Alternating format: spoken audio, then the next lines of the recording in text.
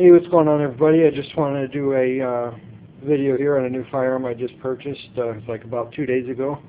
I was trying to do a video on it when I got it, but I just wasn't able to. And yesterday I actually went and shot it and put 200 rounds through it, and kind of glad I waited so I can kind of tell you what my thoughts on it a little better. And I did unfortunately sold my Stoker Uplander side-by-side shotgun with a 28-inch barrel. I never made a video on it or nothing. I was going to, I just never came around to it, but I got $200 out of it.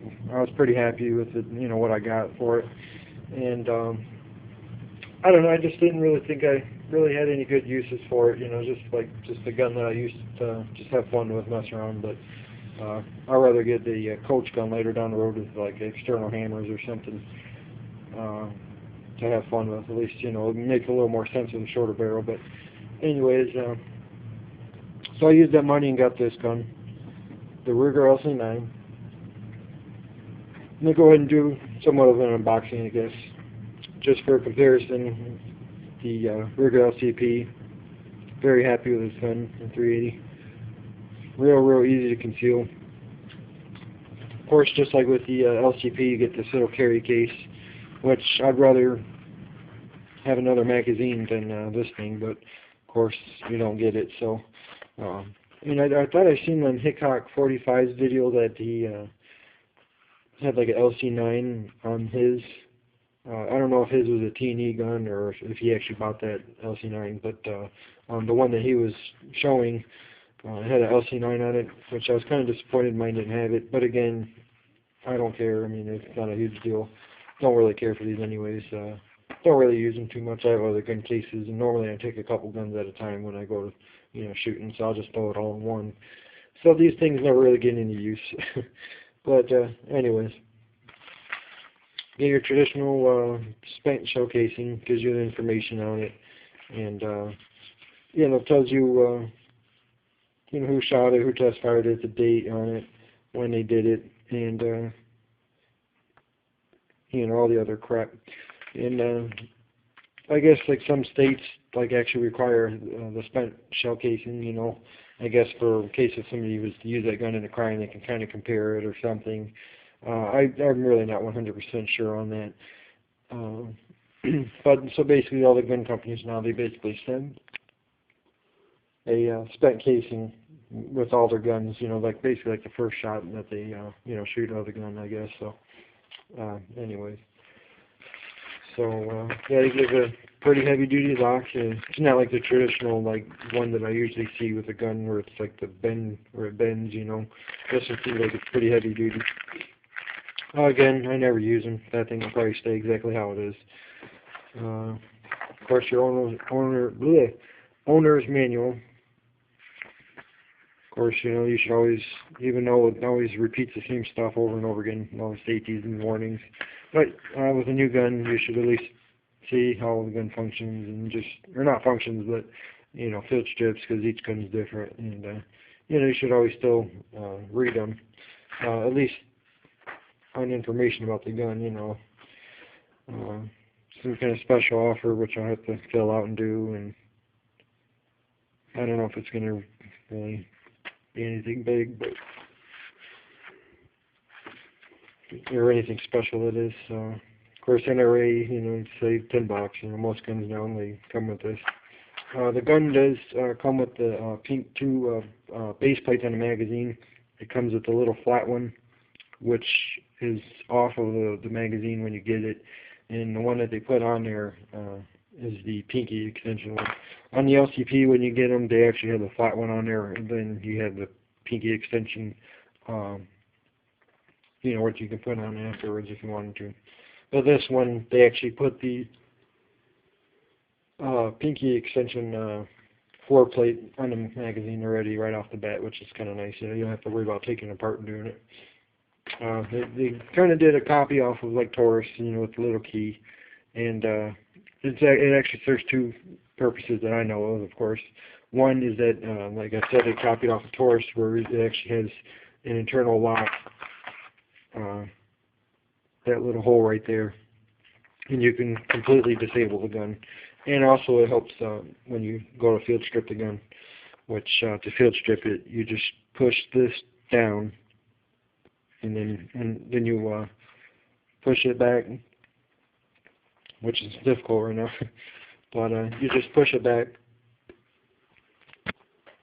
and then on the right hand side, then you can go ahead and push it right through the frame of the gun, or and then the pin will come out.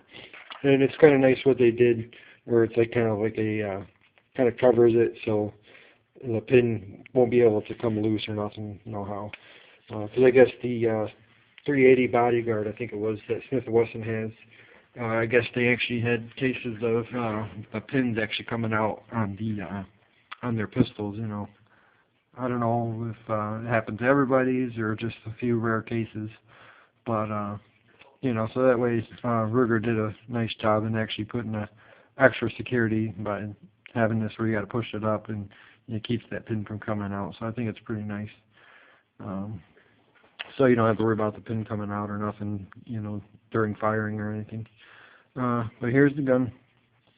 Looks just almost like the LCP, except for a little bigger. The grip looks exactly the same and everything.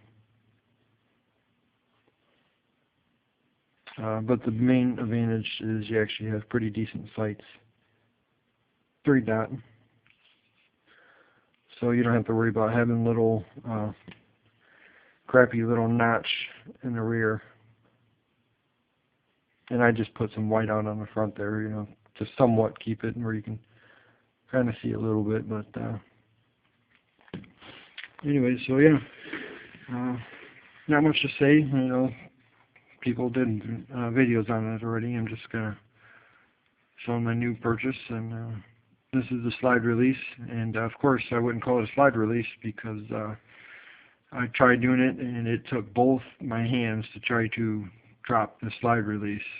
I was just testing it out, and it would not do it for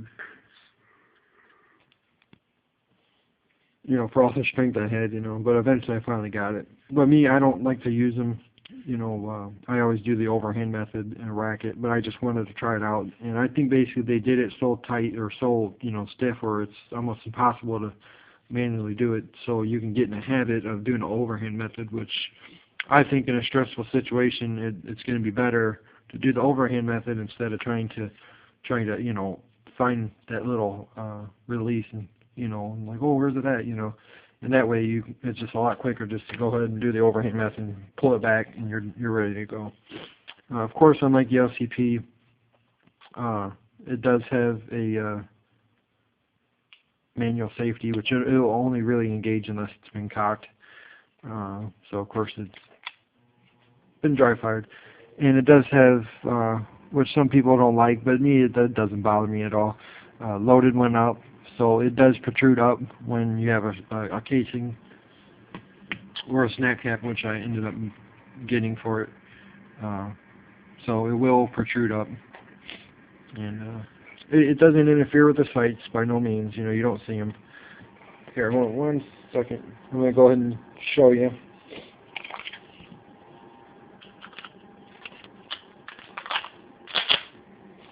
All right.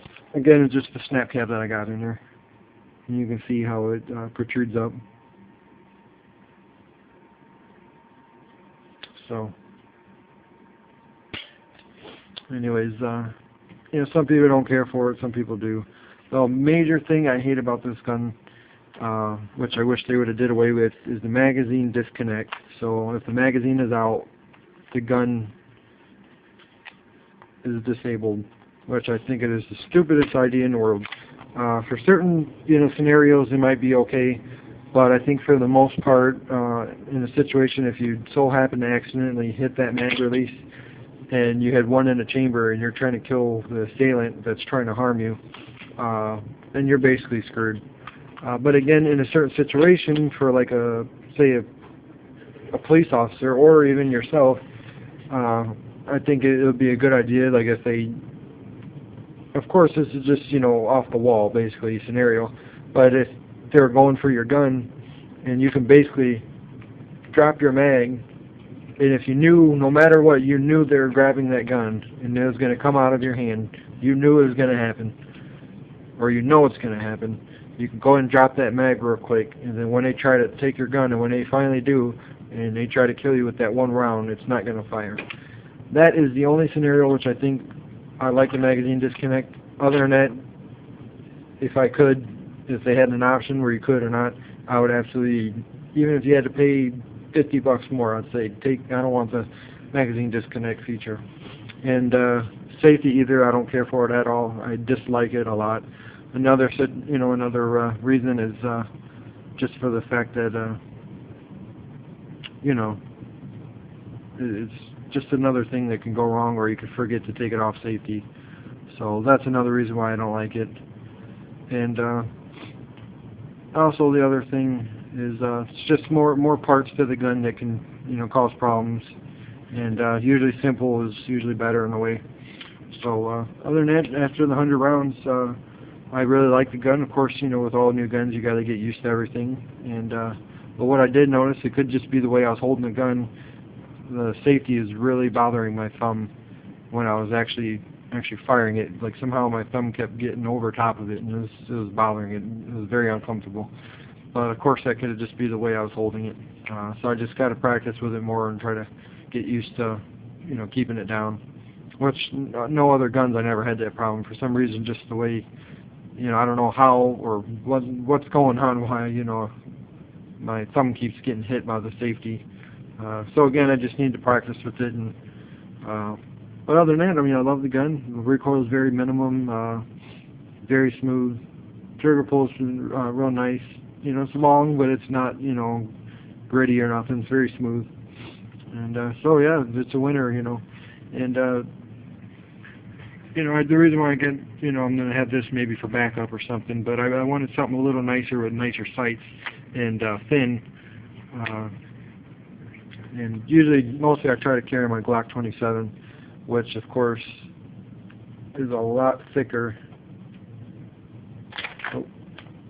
than the LC9 is, so, which it's kind of hard to tell, but I'm just kind of doing it with one hand here. But so yeah, I wanted something a little bigger, something that my hands could fit a little better sights, and the other feature I'd like is that it actually locks back on the last round when you fired it, so that's a big plus for me on that. This one doesn't, so when you fire the last round, you're like, oh no, I'm empty, so you don't know. So that's another thing I hated about the LCP. Gonna keep it though. Again, I'll still love this LCP. It's a very nice gun, but it's gonna be maybe like a backup later. When I can carry it, when I get the clothing fits right and everything's working right. I'm going to carry this, but when I absolutely can't carry anything and I have a tight, fitted shirt, this is going to be my new carry for, harder to carry situations for me. So, yeah, I highly recommend it. It's awesome, and I just got a cheap, just for now, I'll probably end up being the only one I use, but a cheap Uncle Mike's holster inside the waistband, and I tried it on, and it's even with a tight shirt, it's very concealable.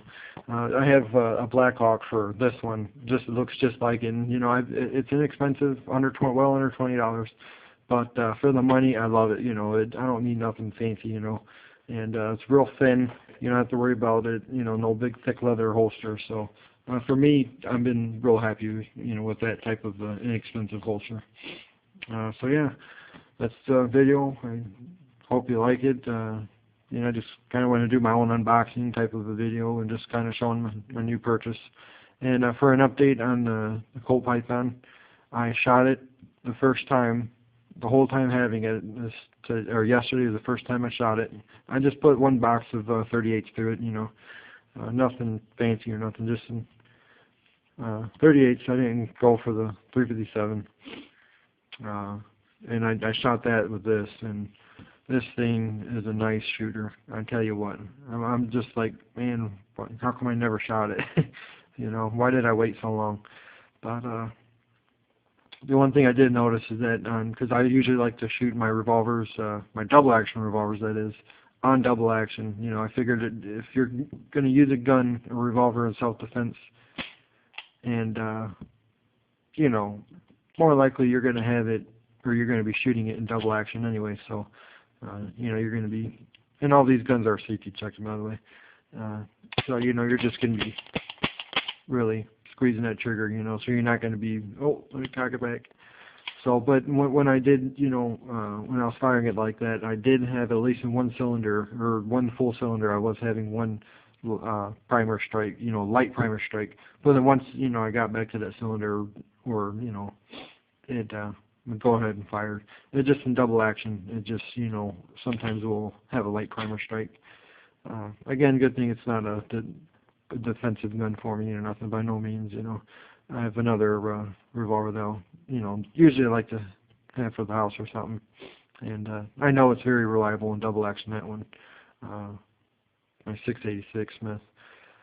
I actually never did a video on that one, but anyways, so yeah, just a little update on the Colt for any of you subscribers that see my Colt Python video that I just showed the gun. So anyways, yeah, it was just a lot longer than thought it was going to be, and just kind of blabbering. But anyways, hope you like it. If not, well, sorry. Alright, thanks for watching. Have a good one.